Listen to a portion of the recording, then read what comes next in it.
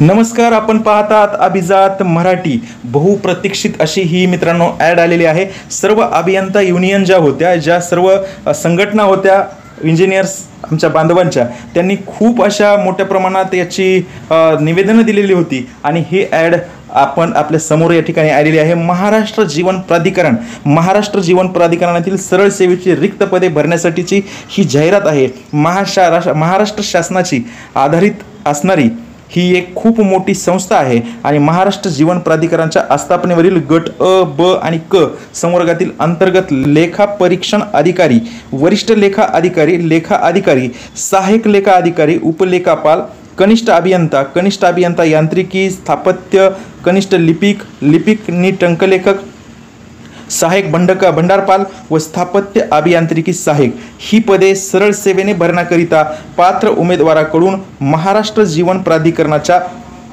www.mjpmaharashtra.gov.in या संकेतस्थळावर फक्त ऑनलाईन पद्धतीने दिनांक 20 नोव्हेंबर 2025 पासून ते 19 डिसेंबर 2025 पर्यंत अर्ज मागवण्यात येत आहेत.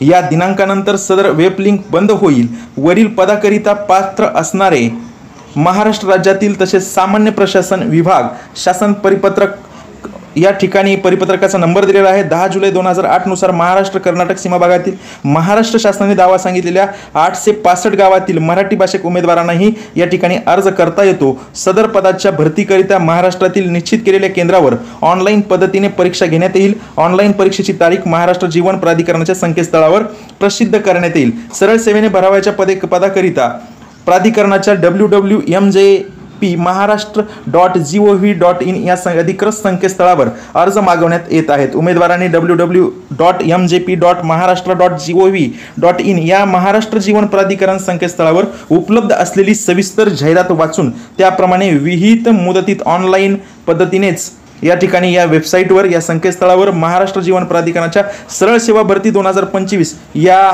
टॅबवर आपले अर्ज सादर करावेत. ऑनलाईन पद्धतीने भरलेल्या अर्जाव्यतिरिक्त इतर कोणत्याही प्रकारचे सादर केलेले अर्ज स्वीकारले जाणार नाहीत. सदर संकेतस्थळावर भरती प्रक्रियेदरम्यान वेळोवेळी भेट देऊन भरती प्रक्रिया संबंधित आवश्यक ती अद्ययावत माहिती प्राप्त करून घेण्याची जबाबदारी उमेदवारावर राहील. अशा पद्धतीची माहिती अभिजात मराठी चॅनल हे नेहमीच देत असतं मित्रांनो.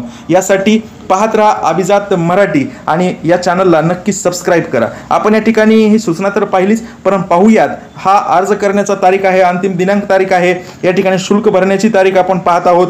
हॉल तिकीट कधी येणार आहे हे सर्व पाहत आहोत. आणि आपण वरी पाहिलंच की अंतर्गत लेखा गट अ, ब आणि क याच्या ह्या जागा आहेत. या संवर्गातील हे जागा आहेत. अंतर्गत लेखा परीक्षण अधिकारी, वरिष्ठ लेखा अधिकारी, सहाय्यक लेखा अधिकारी, उपलेखापाल, कनिष्ठ अभियंता, स्थापत्य कनिष्ठ अभियंता, यांत्रिकी कनिष्ठ लिपिक नी टंकलेखन, सहाय्यक भंडारपाल, स्थापत्य अभियांत्रिकी सहाय्यक अशा या प्रकारच्या जागा असतात. याचं आरक्षण समांतर आरक्षण आणि सामाजिक संवर्गनिहाय आरक्षण आपण याचा तपशील या ठिकाणी पाहत आहोत. वेतन श्रेणी पाहत आहोत. पात्रता आणि अर्हता हेही पाहणार आहोत. यासाठी ही लिंक आपल्या जवळच्या सर्व जे उमेदवार असतील त्यांना लवकरात लवकर आपण सेंड करावी.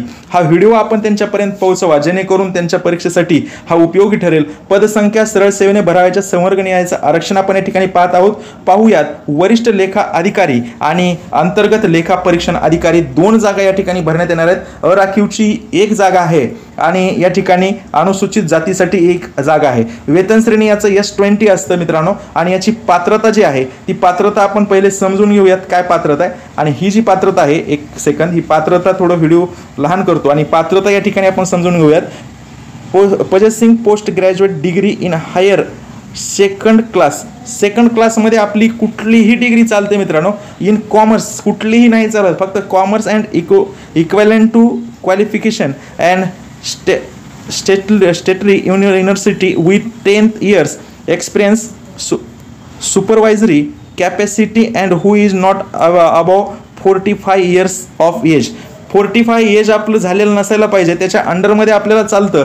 Above who is not above 45 years आणि 10 years एक्सपिरियन्स या ठिकाणी विचारलेला आहे. आणि आपली या ठिकाणी पात्रता असायला पाहिजे वाणिज्य शाखेची पात्रता मित्रांनो. वाणिज्य शाखेमध्ये डिग्री झालेली पाहिजे, 10 yearsचा एक्सपिरियन्स पाहिजे आणि या ठिकाणी 45 वयापेक्षा जास्त त्या ठिकाणी कालावधी आपल्या सर्व्हिसचा झालेला नसला पाहिजे. आपल्याला वयाचा आपल्या झालेला नसला पाहिजे.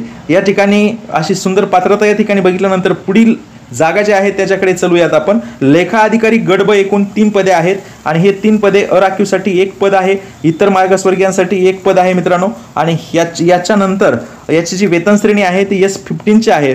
41,800 पासून सुरू होणारी ही वेतन श्रेणी 1,32,300 पर्यंत येऊन थांबते आणि म्हणून याची जी पदे आहेत ते 6 पदे आहेत. अनुसूचित जातीसाठी 1 पद, अनुसूचित जमातीसाठी 1 पद, विजा अ साठी 1 पद आहे, सामाजिक शैक्षणिक मागास प्रवर्गासाठी 1 पद या ठिकाणी आरक्षित करण्यात आलेलं आहे. सर्वसाधारण 5 पदे 1 महिलासाठी आरक्षित आहे. याची वेतन श्रेणी जी आहे 14 S14 ज्याला म्हणतात, अशी वेतन श्रेणी आपण वरी पाहिलीच. पात्रता appointment bye nomination to the post shall be made by direct recruitment from the amongst candidate possessing second class degree in commerce and स्टॅटरी युनिव्हर्सिटी म्हणजे संख्याशास्त्रामध्ये आणि वाणिज्य शाखा, वाणिज्य व संख्या शाखेमध्ये आपलं या ठिकाणी डिग्री झालेली पाहिजे सेकंड क्लासमध्ये.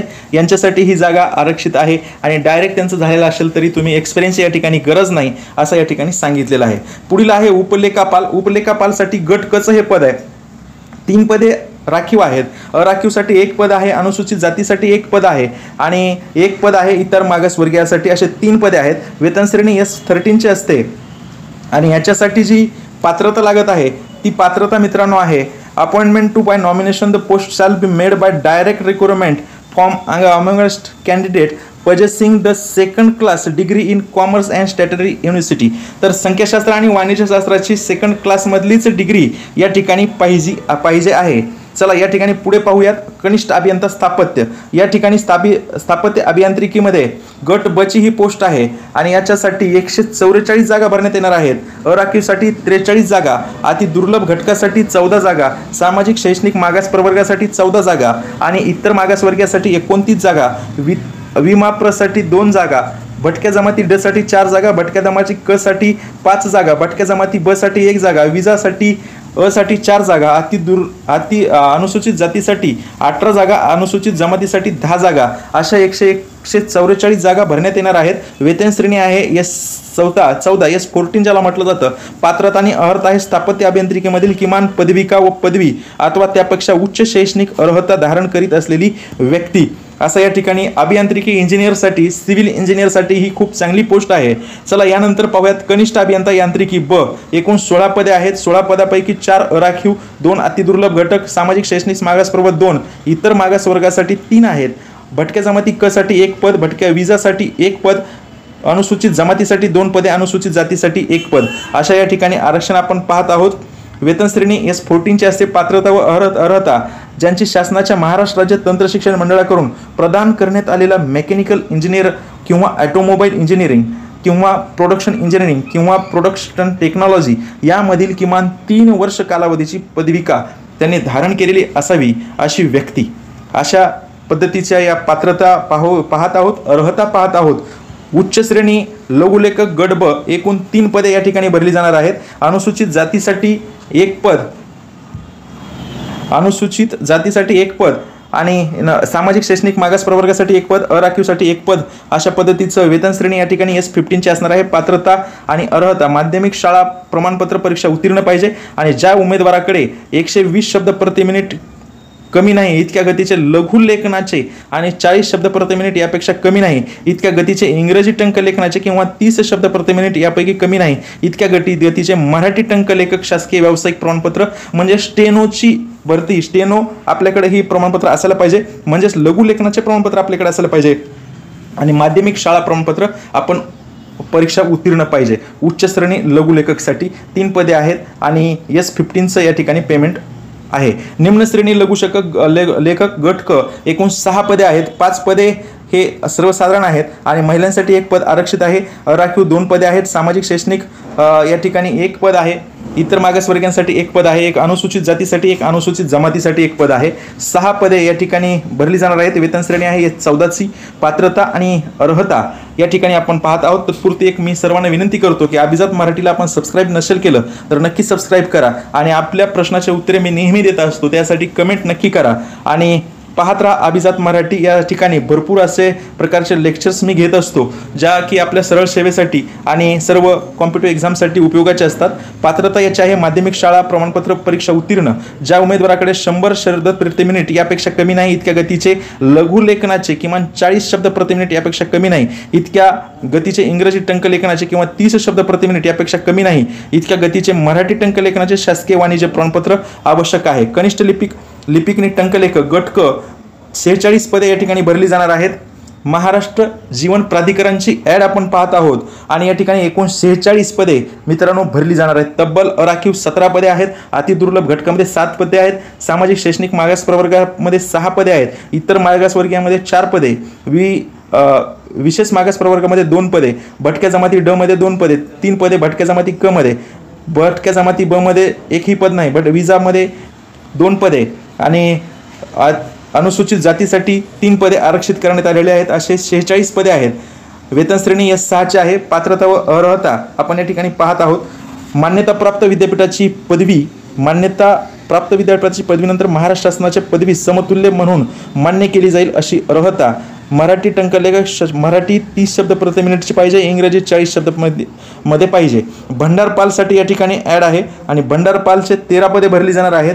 13 पदामध्ये 4 पदे अराखीव आहेत. अतिदुर्लभ घटकामध्ये 1 पद आहे. सामाजिक शैक्षणिक मागास प्रवर्गामध्ये या ठिकाणी 2 पदे आहेत. इतर मागास वर्गामध्ये 2 पदे आणि 2 पदे आहेत अनुसूचित जमातीमध्ये. अशा पद्धतीची ही ॲड आहे. वेतन श्रेणी S6 असते. पात्रता आणि अर्हता ज्यांनी माध्यमिक शालांत परीक्षा उत्तीर्ण केली आहे आणि ज्यांनी लघुलेखनाची ज्यांनी टंकलेखनाची शासकीय प्रमाणपत्र 30 प्रति मिनिट मराठी व 40 शब्द प्रति मिनिट इंग्रजी उत्तीर्ण केले आहे. स्थापत्य अभियांत्रिकी सहाय्यक गट क यासाठी 48 पदे आहेत. 14 पदे अराखीव आहेत. अतिदुर्लभ घटकासाठी 5 पदे. सामाजिक शैक्षणिक मागास प्रवर्गासाठी 5 पदे. 9 पदे आहेत. इतर मागासवर्गीयांसाठी विशेष मागास प्रवर्गासाठी 1 पद आहे. भटक्या जमाती 2 साठी भटक्या जमाती ड साठी 2 पदे. भटक्या जमाती क साठी 2 पदे. भटक्या जमाती ब साठी 1 पद. विजासाठी 2 पद. अनुसूचित जमातीसाठी 3 पदे. अनुसूचित जातीसाठी 4 पदे. असे एकूण 48 पदे या ठिकाणी भरली जाणार आहेत आणि त्यापैकी त्याला काय पात्रता आहे ते पाहूयात. S8चं पेमेंट असतं आणि पात्रता आहे महाराष्ट्र राज्य माध्यमिक व उच्च माध्यमिक शिक्षण मंडळाकडून घेण्यात येणारी माध्यमिक शालांत परीक्षा उत्तीर्ण केली आहे. स्थापत्य अभियांत्रिकी पदवी. स्थापत्य अभियांत्रिकी पदविका तिला समकक्ष अर्हता परीक्षा उत्तीर्ण केली आहे. अशा पद्धतीची ही जाहिरात आपण या ठिकाणी पाहिली.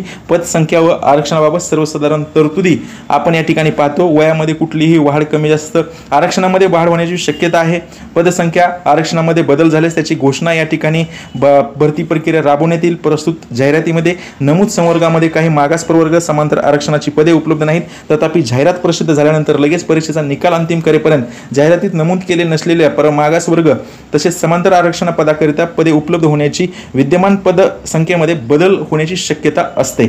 अशी विचारात घेतली या ठिकाणी कुठलीही तक्रार कोणत्याही टप्प्यावर विचारित घेतली जाणार नाही. परीक्षा स्थगित करणे, रद्द करणे, अंशतः बदल करणे, पदाच्या एकूण प्रवर्गनिहाय पदसंस्थेमध्ये बदल करण्याचे अधिकार नियुक्ती प्राधिकारी व त्याचे नियंत्रण अधिकारी यांच्याकडून राखून ठेवण्यात आलेले आहेत.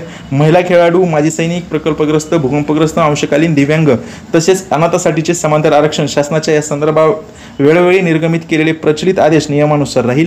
एखादी जात जमात राज्य शासनाकडून आरक्षणासाठी पात्र असल्याचे घोषित केली असल्यासच तसेच सक्षम प्राधिकाऱ्याने प्रदान केलेले जात प्रमाणपत्र उमेदवाराकडे अर्ज सादर करतानाच उपलब्ध असेल तर संबंधित जात जमातीचे उमेदवार आरक्षणाच्या दाव्यासाठी पात्र राहतील. या ठिकाणी समांतर आरक्षणाबाबत या ठिकाणी आपल्याला ह्याचा स्क्रीनशॉट मारून घ्यावा. हे कामाला नक्कीच येणार आहे. आणि अशा पद्धतीच्या काही या ठिकाणी अतिदुर्लभ घटकासाठी आपल्याला वेळोवेळी प्रत्येक वर्षी कागदपत्र त्या ठिकाणी काढायचं आहे. कागदपत्र पडताळणीच्या वेळी ते सादर करणं आवश्यक आहे. अशा पद्धतीचं पूर्ण माहिती आपण डिटेल पाहत असतो प्रत्येक जाहिरातीमध्ये. खेळाडूचं आरक्षणाबाबत काही या ठिकाणी माहिती आहे. दिव्यांगाच्या आरक्षणाबाबत या ठिकाणी माहिती आहे. कनिष्ठ अभियंता या ठिकाणी दिव्यांग बांधवासाठी हे आरक्षण या ठिकाणी आहे. म्हणजे त्यांच्यासाठी या ठिकाणी विशेष आरक्षण दिलेलं आहे. अनाथ आरक्षणासाठी काही विशेष या ठिकाणी बाबी लिहिलेल्या आहेत. माजी सैनिकासाठी काही बाबी या ठिकाणी दिलेल्या आहेत. काही त्याची तरतूद केलेली आहे. आवश्यक प्रमाणपत्र या ठिकाणी माजी सैनिकासाठी दिलेलं आहे. त्याचीही आपण या ठिकाणी माहिती घ्यावी आणि स्क्रीनशॉट काढून त्या ठिकाणी सादर करावं. जात प्रमाणपत्र व नॉन क्रिमिनलसाठी उमेदवार ज्या सामाजिक प्रवर्गामध्ये समाविष्ट होत असेल त्या प्रवर्गासंबंधीचे जात प्रमाणपत्र तसेच वैध नॉन क्रिमिनल प्रमाणपत्र सादर करणे त्याला आवश्यक राहील. असं प्रकल्पग्रस्तासाठी या ठिकाणी या बाबी आहेत. भूकंपग्रस्तासाठी आहेत. पदवीधर अंशकालीन कर्मचारी बांधवासाठी या ठिकाणी सांगितलेले. महिला आरक्षणासाठी सांगितले सांगितलेलं आहे. अशा पद्धतीची ही पूर्ण माहिती आपण या ठिकाणी पाहत आहोत. अशी ही जाहिरात आपण आत्ताच पाहिली. यासाठी IBPS ही भरती घेणार आहे. IBPS भरती घेणार असल्यामुळे आपण मित्रांनो याचे व्हिडिओ आपल्या यूट्यूब चॅनलला आहेत. अभिजात मराठीला आपण आताही सबस्क्राईब केलं नसेल तर कृपया सबस्क्राईब करावं.